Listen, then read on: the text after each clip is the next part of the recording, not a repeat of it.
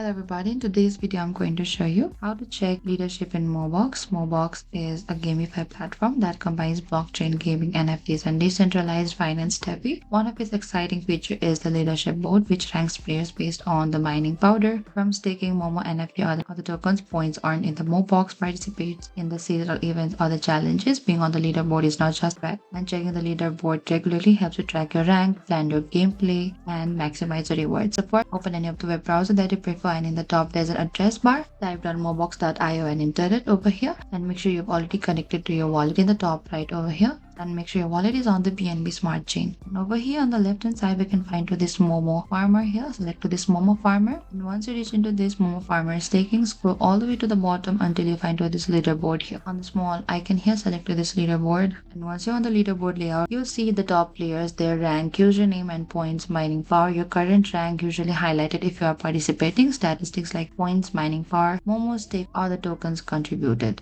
And that is it. Thank you for watching this video. I hope I could help you on how to check the leadership board on Mobox. If you have any queries or confusion, please comment down and we will reach out to you very soon.